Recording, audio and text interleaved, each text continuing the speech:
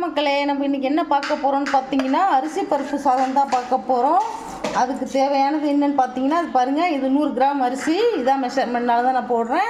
நான் இதை எங்களுக்கு 2 டம்ளர் போதும். 2 டம்ளர் அரிசி, 1 டம்ளர் துவரம் பருப்பு, ரெண்டையும் சேர்த்து ஒன்றா நல்லா கழுவிட்டு இது மாதிரி வச்சுருக்கேன். வாங்க எப்படி செய்யலான்னு பார்க்கலாம். இப்போ பாருங்கள், அரிசி பருப்பு சாதம் செய்ய போகிறோம். அது எப்படி செய்யலாங்கிறத பார்க்கலாம். மசாலா சேர்த்துக்கலாம். பாருங்கள், 1 ஸ்பூன் கடுகு, 1/2 ஸ்பூன் சீரகம், 3 பச்சை மிளகாய், ஒரு பெரிய சைஸ் பெரிய வெங்காயம் இந்த மாதிரி நீட்டாக அரிஞ்சு போட்டுக்கோங்க.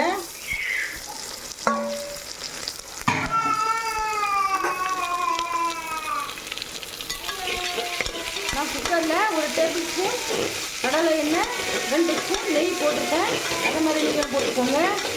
நம்ம நெய் சேர்க்கும் போது இந்த வாசனை சூப்பராக இருக்கும். இந்த மாதிரி வச்சுக்கோங்க.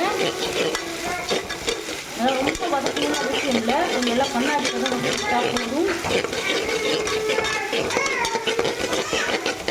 இப்போ பாருங்கள், வெங்காயம் நல்லா கண்ணாடி இப்போ தான் வதங்கிடுச்சு. இப்போ அடுத்தது நான் ஒரு 200 கிராம் அரிசி, 100 கிராம் துவரம் பருப்பு போட்டதுக்கு நான் ஒரு 5 தக்காளியை நல்லா குறன்னு அரைச்சி போட்டுருக்கேன். கட் பண்ணியும் போட்டுக்கலாம் நைஸாக. இந்த மாதிரி நம்ம குறன்னு அரைச்சி போடும்போது கொஞ்சம் சீக்கிரம் வதங்கும். அரிசி பருப்பு சாதத்துக்கும் தக்காளி கூடுதலாக போட்டுக்கோங்க. அப்போ தான் நல்லா டேஸ்ட்டாக இருக்கும்.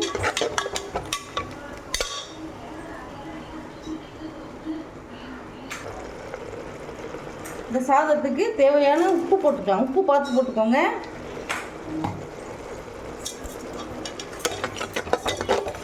அதான் நல்லா தக்காளி இறங்கும்.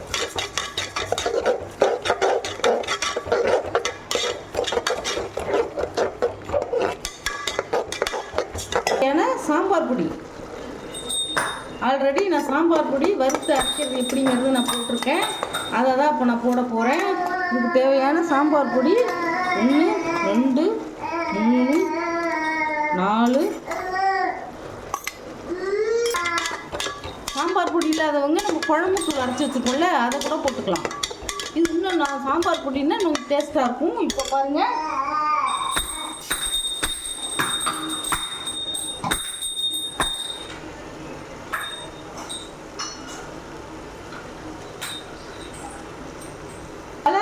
ரைஸ் எடுத்தணும். அதால் 1 டம்ளர் புளி ஊற்றுறேன். புளியை ஊற்றிக்கலாம்.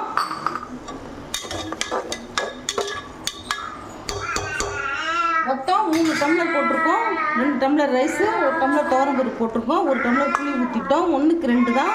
இப்போ 1 நம்ம மொத்தம் 6 டம்ளர் வைக்கணும். 2, 3, 4, 5, 6.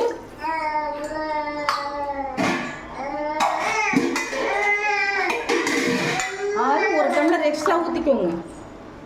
7 டம்ளர். இப்போது எல்லாம் நம்ம போட்டுட்டோம். நம்ம லாஸ்ட்டாக ஒரு பொருள் போட போகிறோம். அது வந்து எப்போன்னு கேட்டிங்கன்னா நம்ம சாதம்லாம் வெந்ததுக்கு அப்புறம் போட்டுக்கலாம்.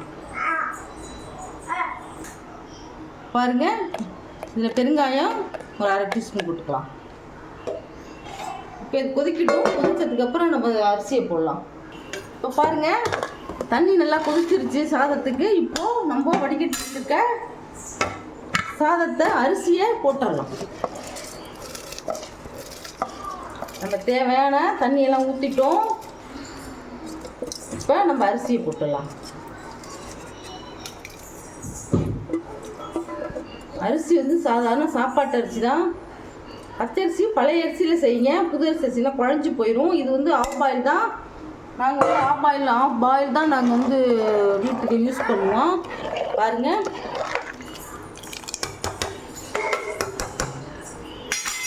நல்லா கொதிச்சோன்னு விசில் போடலாம். பாருங்கள், இப்போ அரிசி நல்லா கொதி வந்துருச்சு. இப்போது குக்கரை மூடி விசில் போட்டு ஒரு 2 விசில் விட்டதுக்கப்புறம் பார்க்கலாம்.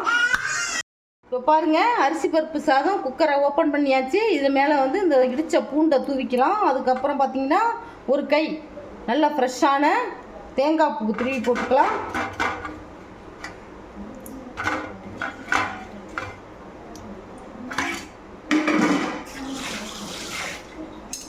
பாருங்கள், இது நல்லா பிரியாணி மாதிரியே இருக்கும். இது பாருங்கள் எவ்வளோ அழகாக இருக்கும் பாருங்க. இது நல்லா கிளறி விட்டுக்கோங்க, சூட்டோடு போட்டு கிளறிக்கிங்க. பாருங்கள் எப்படி பொல பொலன்னு இருக்கு பாருங்க. இப்படி தான் இருக்கணும் அரிசி பருப்பு சாதம்னா. இதே மெத்தடில் நீங்களும் செய்யுங்க.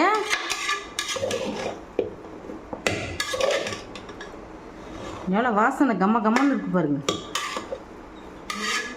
இப்போ இதில் கருவேப்பிலை கொத்தமல்லி போடணும். போட்டாலும் நல்ல வாசனையாக இருக்கும். இங்கே எங்கள் ஊரில் மழை பெய்யறதுனால வெளியில் போக முடியல, அதனால் என்கிட்ட தீர்த்து போச்சு, நான் போடலை. பரவாயில்ல, நீங்கள் இருந்தால் போட்டுக்கோங்க.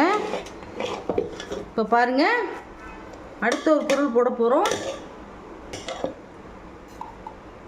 ஏற்கனவே நம்ம 2 ஸ்பூன் நெய் போட்டிருப்போம். இப்போது 1 ஸ்பூன் நெய் போட்டுக்கோங்க.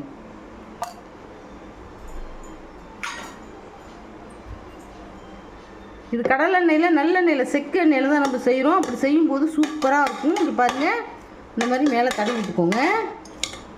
நம்ம எடுத்து வைக்கும்போது அருமையாக இருக்கும். இப்போது அரிசி பருப்பு சாதம் ரெடி. இதே மாதிரி நீங்களும் செஞ்சு அசத்துங்க. இந்த ரெசிபி உங்களுக்கு பிடிச்சிருந்ததுன்னா எங்கள் சேனலை ஷேர் பண்ணுங்கள், லைக் பண்ணுங்கள், சப்ஸ்கிரைப் பண்ணி பாருங்கள்.